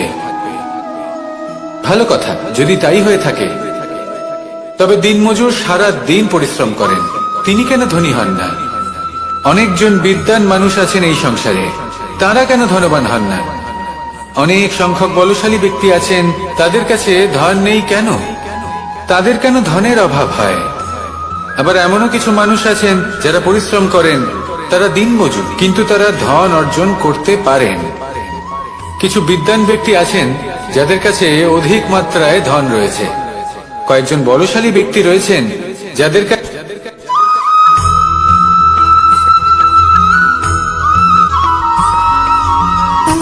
সুখ, দুঃখ এবং শক্তি, এই তিন হলো এই সংসারের ত্রিদেবের মতো। আমাদের জীবনে যা কিছু ঘটছে এই তিনটির ভিত্তির উপরেই হচ্ছে। আসলে এই সংসারের একটা নিয়ম আছে, যখনই আপনি কিছু লাভ করেন এই সংসার আপনার পরীক্ষা নেয়। এটা জানার জন্য আপনার পরীক্ষা নেয় যে আপনি যা কিছুই লাভ করেছেন আপনি কি আদৌ সেটার যোগ্য কিনা। ঠিক সেইভাবেই এই সুখ, দুঃখ এবং শক্তি আপনার পরীক্ষা নিয়ে থাকে। যখন সুখ আসে তখন সে আপনার পরীক্ষা নেয় যে আপনার মধ্যে অহংবোধ জাগ্রত হয়নি তো। যদি অহংবোধ চলে আসে তাহলে সুখ সেখানেই সঙ্গ ত্যাগ করে। দুঃখ আপনার ধৈর্যের পরীক্ষা নিতে থাকে, আর যদি আপনার মধ্যে ধৈর্য না থাকে তাহলে এটা আপনাকে আরো বেশি দুঃখের গভীর অন্ধকারে ঠেলে দেবে। সেখানে শক্তি পরীক্ষা নেয় আপনার বিনম্রতার। যদি আপনি বিনম্র না হন তাহলে হয় এই শক্তি আপনার সঙ্গ ত্যাগ করবে, নয় এই শক্তি বিনম্রতার অভাবে আপনার পতনের কারণ হতে পারে। এই সংসারে যে কোনো ব্যক্তি যিনি এই পরীক্ষায় উত্তীর্ণ হয়ে থাকেন এই জীবনে তিনি সাফল্য লাভ করেন। আসুন আমার সাথে ভালোবেসে বলুন, রাধা রাধা।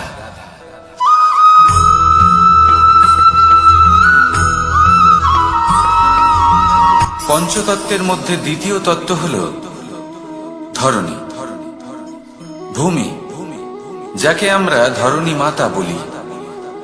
এই ধরণী ধৈর্য ধারণ করে, আর এর উপরেই আমাদের সমগ্র সংসার নির্ভরশীল। কারণ এই ভূমি সহ্য ক্ষমতা রাখে, এর সহ্য ক্ষমতা হলো অপরিসীম।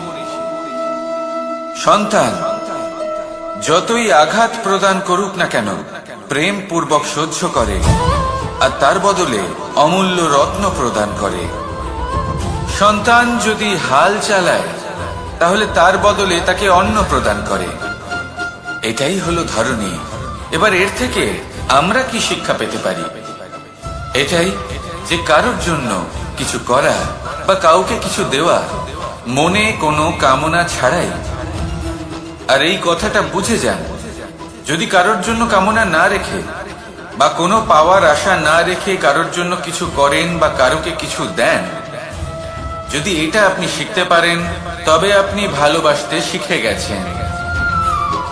আর সেই জন্যই এই ধরিত্রীকে মাতা বলা হয়। কারণ মাতা শুধু উনি নন যিনি গর্ভে সন্তানকে ধারণ করেন, মাতা তো উনিও যিনি জীবন বাঁচতে শেখান, যিনি জীবন বাঁচার উদাহরণ প্রদান করেন। তাহলে ধরণীর থেকে এই নিঃস্বার্থ ভাব শিখুন, নিঃস্বার্থ ভালোবাসা শিখুন, আর এই ভালোবাসার সাথেই বলুন, রাধা রাধা।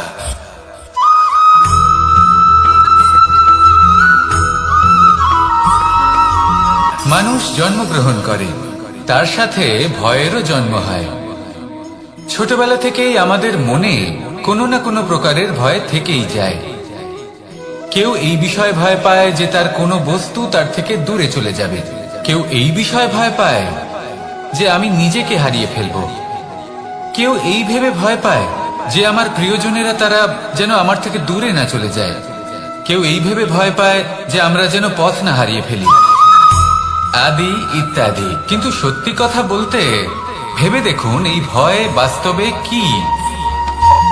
শুধুই একটা মনস্থিতি, আর কিছুই নয়।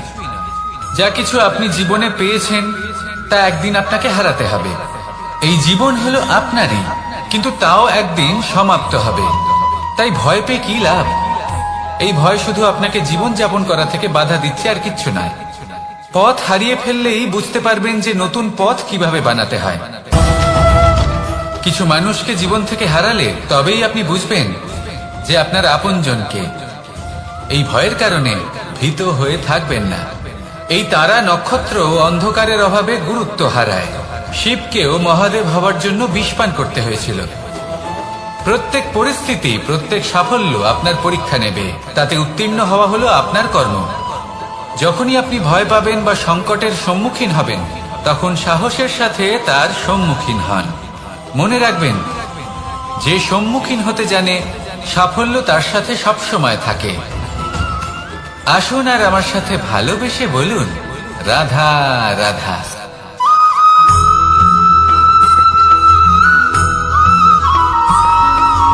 জীবনে অগ্রসর হওয়ার জন্য আমাদের কাকে প্রয়োজন হয়? মাতা পিতা, বন্ধু, প্রেম, সাহায্য, অর্থ, পরিশ্রম, আশা। ভিন্ন ভিন্ন মানুষ ভিন্ন ভিন্ন বিকল্প চয়ন করে। যদি আমি আপনাকে বলি, তাহলে জয় আর পরাজয়ের মন্ত্র দুটো শব্দের উপর নির্ভর করে, মেনে নেওয়া আর দৃঢ় হওয়া। যদি মেনে নেন তাহলে হেরে যাবেন, যদি দৃঢ় হন তাহলে নিশ্চিত রূপে জয়ী হবেন। যদি কখনো আপনি ক্লান্ত হয়ে ওঠেন, আপনি দুঃখী হন, পুরোপুরি ভেঙে পড়েছেন, তখন মেনে নেবেন না যে আপনি ভেঙে পড়েছেন, নয়তো হেরে যাবেন। তখন উল্টে স্থির করবেন যে যাই হয়ে যাক না কেন, আমি জয়ী হবই। আর আপনি দেখবেন যে জয় নিশ্চিত রূপে আপনার কাছেই আসবে। তাহলে এই কথা মনে রাখবেন আর আমার সাথে ভালোবেসে বলবেন, রাধা রাধা।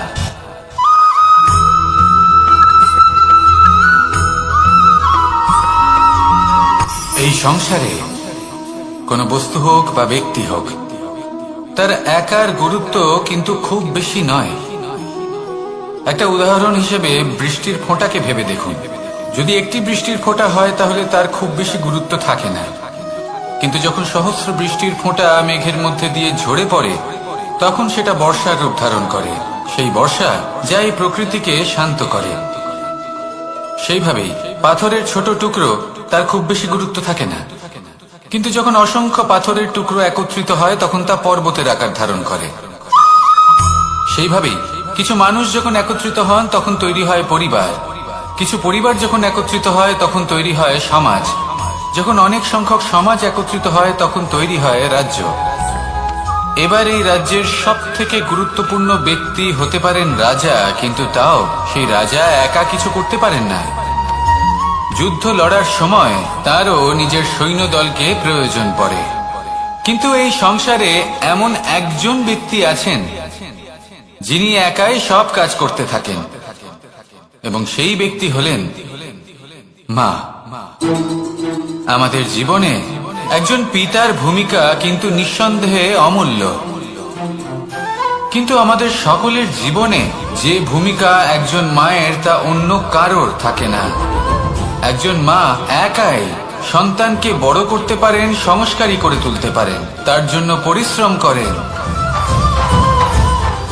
আর এত কিছু কাজ করার পরেও তার কাজের জন্য তিনি প্রশংসা অবশ্য পান না, উল্টে যদি সেই সন্তান অনুচিত পথে চালিত হয়, অনুচিত কর্ম করে, তখন সেই মাকেই অপবাদের পাত্র হয়ে উঠতে হয়। আমাদের জীবনে মায়ের যোগদান কতটা সেটা বুঝুন। আপনাকে বড় করে তোলার জন্য উনি কতটা পরিশ্রম করেছেন সেটা বুঝুন। আজ থেকে, এখন থেকে, এই মুহূর্ত থেকে মাকে সম্মান করতে শিখুন। যখন সময় পাবেন, যখন সুযোগ হবে, তখন তার প্রশংসা করুন, ওনারও ভালো লাগবে। আর মায়ের এই মমতার জন্য, তার এই ভূমিকার জন্য আসুন সবাই মিলে আমরা তাকে প্রণাম করি, আর সকলে মিলে ভালোবেসে বলি, রাধা রাধা।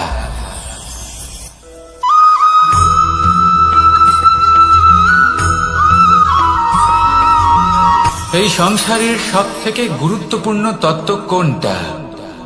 প্রথম হলো সময়। জন্ম থেকে মৃত্যু পর্যন্ত এই যে সময়, এটাই তো হলো জীবন। দ্বিতীয় হলো জীবন, যাতে আমরা সময়ের সদ্ব্যবহার করি, শ্রেষ্ঠ থেকে শ্রেষ্ঠতর কাজ করার চেষ্টা করি। বহু বছরের এই পরম্পরা, এই সংস্কৃতিকে এগিয়ে নিয়ে যাওয়ার চেষ্টা করি। এই সংসারে আমরা অংশগ্রহণ করতে চেষ্টা করি। তৃতীয় হলো ধন, সেই ধন যা প্রত্যেক ব্যক্তি অর্জন করতে চেষ্টা করেন। এবার এই তিনটি তত্ত্বের মধ্যে একটা সামঞ্জস্য আছে, সমান ব্যাপার আছে।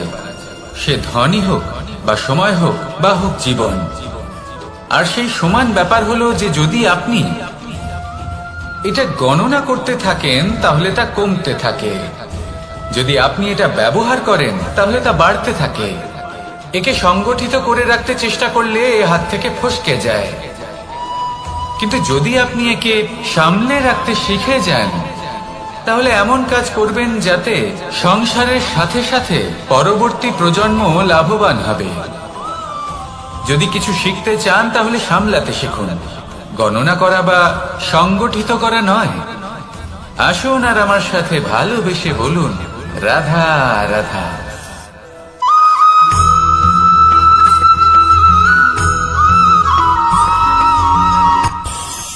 এই সংসারে আমরা প্রকাশ কোথা থেকে পাই?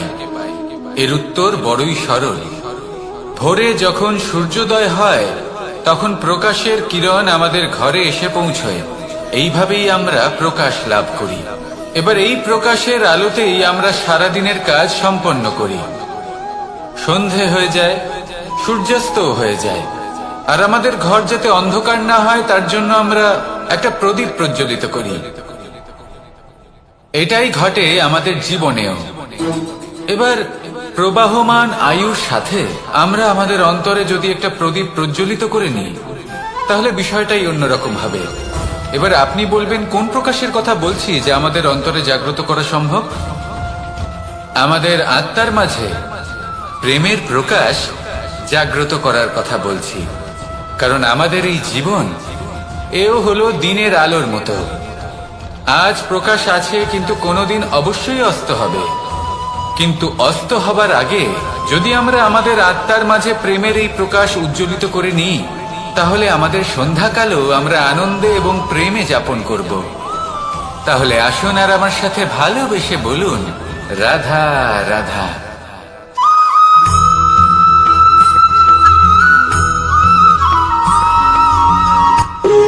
যখন মানুষের মৃত্যু হয় তখন কি হয়?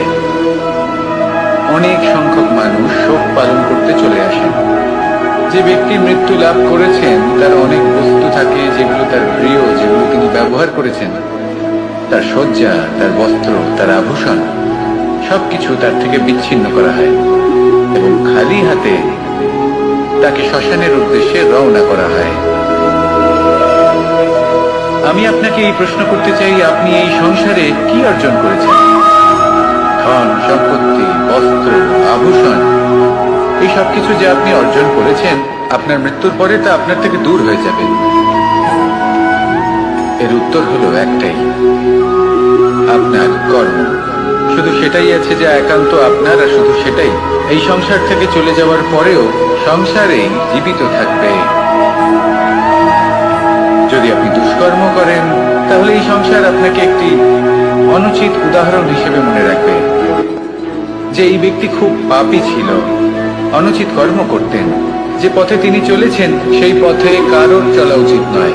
সেখানেই যদি আপনি সৎকর্ম করেন তাহলে সংসার চিরকাল এটাই বলবে যে খুব ভালো মানুষ ছিলেন, সবাইকে ভালোবাসতেন, সবাইকে সাহায্য করতেন, আমার খুব প্রিয় মানুষ ছিলেন। এটাই হলো শ্রেষ্ঠ কর্ম।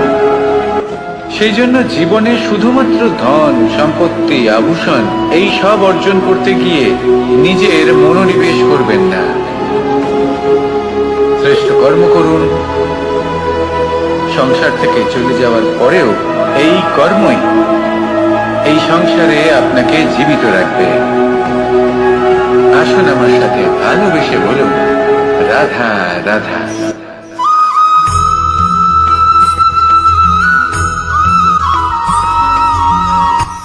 এই সংসারে সাফল্য লাভ করার জন্য জ্ঞানের প্রয়োজন হয়, পরিশ্রমের প্রয়োজন হয়, দৃঢ় নিষ্ঠার প্রয়োজন হয়, নিরন্তর চেষ্টা করা প্রয়োজনীয়। কিন্তু আরো কিছু আছে যা অত্যন্ত প্রয়োজনীয় এবং গুরুত্বপূর্ণ। তা হলো ভালো বন্ধু। তাদের থাকা অত্যন্ত প্রয়োজনীয়। যদি ভালো বন্ধু থাকে তাহলে সময় এলে তারা ঢাল হয়ে আপনাকে সুরক্ষা করবেন। সময় এলে অস্ত্রের মতো শত্রুকে সংহারও করবেন। যদি তিনি জ্ঞানী হন, তাদের মধ্যে সদ্গুণ থাকে, তাহলে এই সব গুণ আপনার মধ্যেও প্রবেশ করবে। তাহলে সাফল্যের জন্য ভালো বন্ধু পাওয়া অত্যন্ত প্রয়োজনীয়। কিন্তু শুধু বন্ধু কেন, ভালো শত্রুও থাকা প্রয়োজনীয়। এবার আপনি ভাববেন, আমি কি বললাম? যদি আপনার জীবনেও ভালো অর্থাৎ শক্তিশালী শত্রু থাকে তাহলে আপনিও শক্তিশালী হতে থাকবেন। এই শত্রু আপনাকে প্রেরিত করবে আরো বেশি শক্তিশালী হয়ে ওঠার। কখনো কোনো হরিণকে দেখুন, তীব্র গতিতে দৌড়তে থাকে। কেন তীব্র গতিতে দৌড়য়? এই কারণে নয় যে কোথাও তার জন্য মধুর ঘাস অপেক্ষা করে রয়েছে, না। সে এই কারণে তীব্র গতিতে দৌড়য় কারণ সেটা না করলে তার পেছনে একটি সিংহ আছে যে ওকে নিজের ভোজন করে ফেলবে। তাই জীবনে বিপদ, সংকট এই সবকিছুও হলো অত্যন্ত গুরুত্বপূর্ণ। তার সম্মুখীন হতে শিখুন আর আমার সাথে ভালোবেসে বলুন, রাধা রাধা।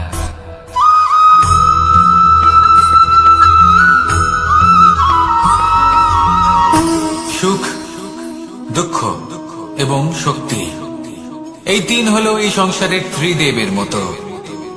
আমাদের জীবনে যা কিছু ঘটছে এই তিনটির ভিত্তির উপরেই হচ্ছে।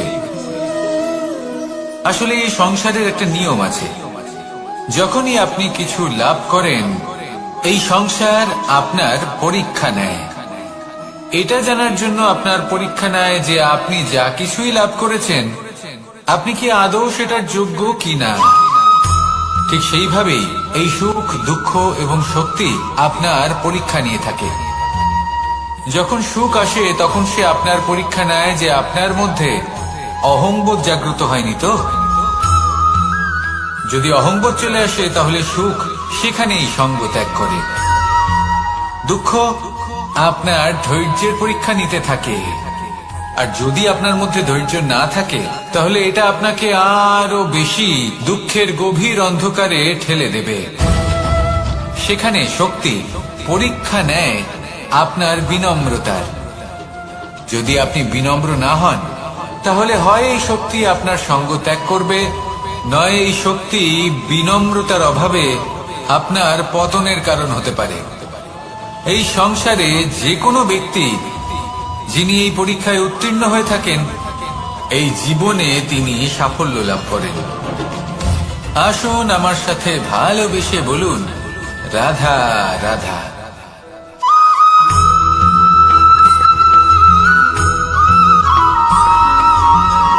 পুরুষার্থ। শাস্ত্রে 4 ধরনের পুরুষার্থের কথা বলা হয়েছে। প্রথম হলো ধর্ম। আপনি কি জানেন এই ধর্ম আসলে কি? আপনার কি মনে হয় ধর্ম আসলে কি? কোনো বিশেষ ঈশ্বরকে মানাই কি ধর্ম বলা হয়? নাকি কোনো বিশেষ রীতি পালন করাই হলো ধর্ম? নাকি কোনো বিশেষ সাহিত্যকে সর্বশ্রেষ্ঠ মনে করাই হলো ধর্ম?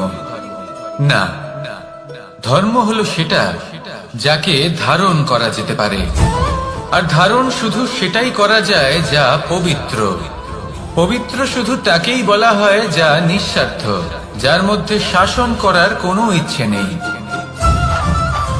যা সরলভাবেই প্রবাহমান, জল এবং বায়ুর মতো। যখন কোনো ব্যক্তি ধর্মকে ধারণ করেন এবং সেই ধর্ম সেই ব্যক্তিকে রক্ষা করে, তখন তাকে ধর্ম বলা হয়। ধর্ম যা রক্ষা করে অহংকার থেকে, খারাপ চিন্তার হাত থেকে। সেই জন্য পুরুষার্থ গড়ে তোলার আগে, ধর্ম পালন করার আগে ধর্মের প্রকৃত অর্থ কি সেটা বুঝে নিন। এটা জেনে রাখুন যে সমস্ত ধর্মের আধার, সমস্ত ধর্মের ভিত শুধুমাত্র ভালোবাসা। আসুন আর এই ভালোবাসার সাথেই বলুন, রাধা রাধা।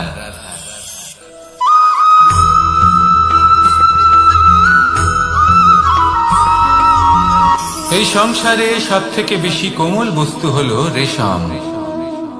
এই রেশম এতটাই কোমল হয় যে এর পুরো একটা থান শুধুমাত্র একটা হাতে ধরা সম্ভব। কখনো ভেবে দেখেছেন এই রেশম কিভাবে হয়? একটি কীট তার লালার দ্বারা উৎপন্ন হয়।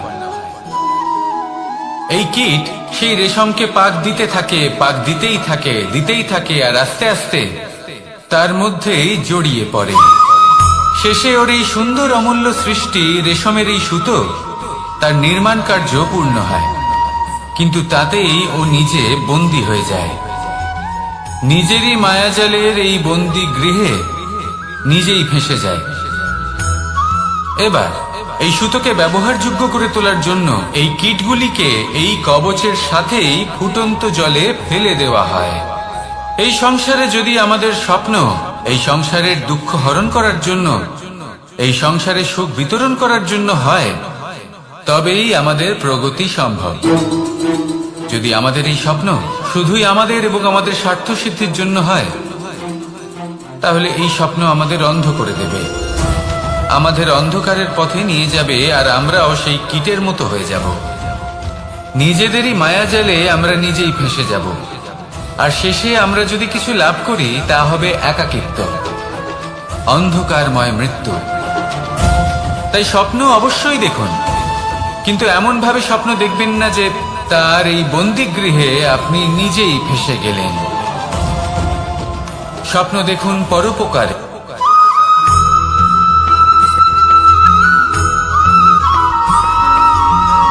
কেউ বলে জীবন খুব ক্ষণস্থায়ী, কেউ বলে জীবন হলো একটা সুন্দর স্বপ্নের মতো, আবার কেউ বলবে জীবন হলো এক কঠোর সত্য। কিন্তু জীবন আসলে কি?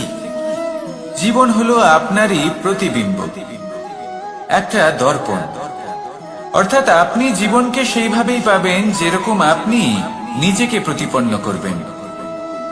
যদি আপনি দর্পণের দিকে তাকিয়ে হাসেন, তাহলে আপনি সামনে হাসি মুখী দেখতে পাবেন। এবার যদি আপনি গম্ভীর হয়ে থাকেন, তাহলে আপনি একজন রুষ্ট ব্যক্তি দেখতে পাবেন। শেষে সবথেকে বেশি গুরুত্বপূর্ণ হলো আপনার চেষ্টা। আপনাকে সবসময় চেষ্টা করতে হবে যাতে আপনি নিজেকে প্রসন্ন এবং ইতিবাচক মনোভাবে রাখেন। এটা হলো আপনারই উত্তরদায়িত্ব, তাকে পালন করুন। এই মনকে প্রসন্ন রাখুন, এই সংসারকে সুন্দর বলে মনে হবে, আর এই মন প্রসন্ন হয়ে বলবে, রাধা রাধা।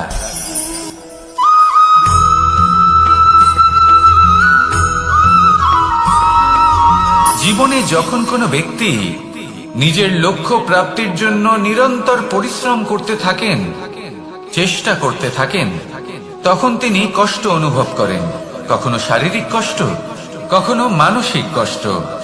এবার উনি এটা ভাবতে থাকেন যে আমি কি উচিত করছি নাকি অনুচিত করছি। কারণ অন্যদিকে এমন একজন ব্যক্তিও আছেন যিনি একদমই পরিশ্রম চেষ্টা করছেন না। তিনি মদিরা পান করেন, বিলাসিতায় জীবন কাটান, অলস প্রকৃতির হয়ে ওঠেন, নিদ্রাতে বিলীন হয়ে থাকেন, আর ভাবেন যে তিনি সুখ লাভ করছেন। কিন্তু এরকম কেন হয়? কারণ যখন আমরা সৎ পথে থাকি, উচিত পথে চলি, লক্ষ্য প্রাপ্ত করার জন্য চেষ্টা করতে থাকি, তখন আমাদের ভেতরে থাকা নেতিবাচক শক্তি এবং পাপ এই দেহকে ত্যাগ করে দেয়। আর এই অনুভূতিটাই আমাদের দুঃখের অনুভূতি দেয়, কষ্ট দেয়। এবার সেখানে যদি আমরা কুপথে চলি, অনুচিত পথে চলতে থাকি, তাহলে আমাদের ভেতরে থাকা পুণ্য এবং ধনাত্মক শক্তি আমাদের দেহ ত্যাগ করে দেয়। আর এই অনুভূতির কারণেই আমরা সুখ অনুভব করি। কিন্তু কখনো ভাববেন যে এই সুখ বেশি সময় পর্যন্ত থাকে না। সেই জন্য সবসময় মনে রাখবেন, যদি আপনি জানেন যে এটাই আপনার লক্ষ্য, এটাই উচিত পথ, শুভ পথ, তাতে নিরন্তরভাবে এগিয়ে যেতে চেষ্টা করতে থাকুন। এই কষ্ট আপনাকে সুখের পরাকাষ্ঠায় কখন পৌঁছে দেবে তা আপনি জানতেই পারবেন না। আসুন আমার সাথে ভালোবেসে বলুন, রাধা রাধা।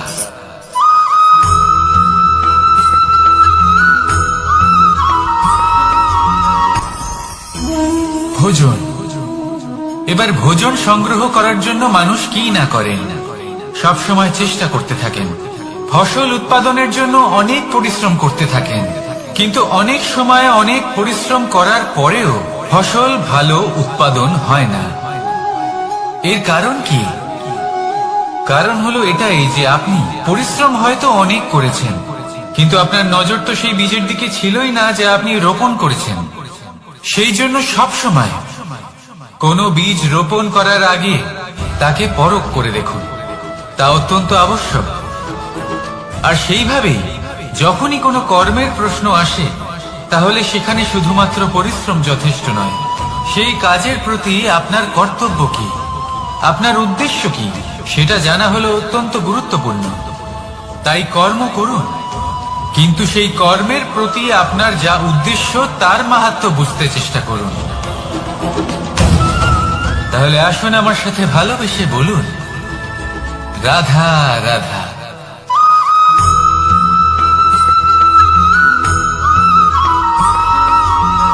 পিতা আর পুত্রের সম্পর্ক অত্যন্ত মধুর হয়ে থাকে। পিতা স্বপ্ন দেখেন, তাকে পূর্ণ করার সকল সম্ভাব্য চেষ্টা করেন, কিন্তু তাও অনেক সময় ওনার স্বপ্ন অপূর্ণ থেকে যায়। তখন পিতা ভাবেন যে স্বপ্ন উনি পূর্ণ করতে পারেননি, ওনার সন্তান তা অবশ্যই পূরণ করবে। যে স্থানে উনি কখনো পৌঁছতে পারেননি, সেই স্থানে ওনার পুত্র অবশ্যই পৌঁছবে। পিতা নিজের সন্তানের ভবিষ্যৎ নিয়ে সেই স্বপ্ন দেখেন, আর যখন সেই সন্তান সামনে এগোতে থাকে, তখন তার দুঃখ হয় না, বরং গর্ব হয়। ওনার ভালো লাগে এটা দেখে যে ওনার সন্তান অনেক উন্নতি করছে। কিন্তু যখন সন্তান নিজের অভিভাবকের শক্তি দেখে, তার যশ দেখে হিংসা করতে থাকে, সমস্যা সেইখানেই শুরু হয়। সেই জন্য সকল সন্তানকে এটা মনে রাখতে হবে, দেখুন, পুত্র হবার সুবাদে, এক সন্তান হবার সুবাদে এটা হলো আপনার অধিকার যে আপনি আপনার পিতার থেকে বেশি উন্নতি করবেন। আপনার পিতাও এটাই চান, কিন্তু সুস্থভাবে এটা করুন। একটা রেখা টেনে নিন, যাতে আপনি তাতে এগোতে পারেন আর আপনার পিতার তাতে গর্ববোধ হয়, আর সেই বিষয়ে দুঃখ না হয় যে আমার সন্তান আমাকেই ছোট করার চেষ্টা করছে। ইতিহাস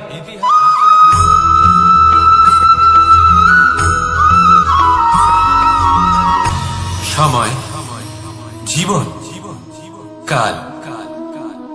দেখতে গেলে এই তিনটি শব্দ একটি শব্দেরই সমার্থক শব্দ মনে হয়, কিন্তু এই শব্দগুলির অর্থ কি সমান? কখনোই নয়। হ্যাঁ, এই সময় চলতে থাকে, জীবন চলতে থাকে, কালচক্র চলতে থাকে। এই সময় কেটে যায়, কিন্তু এই জীবন একে যাপন করতে হয়। কি বলেন? এই জীবনে কিছু করুন বা কিছু না করুন, জীবন এমনি কেটে যাবে, আপনি জানতেও পারবেন না। কিন্তু সেটা আমাদের উদ্দেশ্য নয়, একে যাপন করতে হবে। এই জীবনে প্রেরণা পেতে শিখুন, প্রেরণা দিতে শিখুন, আহ্বান গ্রহণ করতে শিখুন, আহ্বান জানাতে শিখুন, মহান কাজ করতে শিখুন, ধন্যাত্মক বোধ জাগিয়ে তুলুন। জীবন অতিবাহিত করার অর্থ কি তা আপনি শিখে যাবেন, কারণ সময় কেটে যায়, সমস্ত যুগ কেটে যায়, কিন্তু জীবনের রীতি জীবন কাটিয়ে দেওয়া নয়, জীবন যাপন করা। এই জীবন সম্পূর্ণরূপে অনুভব করতে হবে, নতুন পথ বানাতে হবে। এবারে যদি এই জীবন বাঁচার সময় একবার ভেবে দেখুন, যদি মনে প্রেম থাকে, সদ্ভাবনা থাকে, তাহলে কি হবে? এই জীবনকে বাঁচার অনুভূতিটাই অন্যরকম হয়ে যাবে, একটা আনন্দময় অনুভূতি লাভ করবেন। তাহলে এটাই করুন আর আমার সাথে ভালোবেসে বলুন, রাধা রাধা।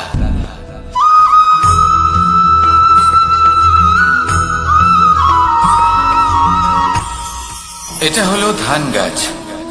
এর থেকে যে চাল উৎপন্ন হয় তা মানুষ গ্রহণ করেন। আর এটা কি? এ হলো জংলি ঘাস। একবার ভেবে দেখুন, যদি এই জংলি ঘাস ধান গাছের আশেপাশে থাকে তাহলে কি হবে? ধান উৎপন্ন হতে পারবে? তা উৎকৃষ্ট হতে পারবে? আমরা কি তা গ্রহণ করতে পারবো? কখনোই নয়। এই জংলি ঘাস ধানকে নষ্ট করে দেবে, কিন্তু নিজে জীবিত থাকবে। এটাই হলো আজকের শিক্ষা।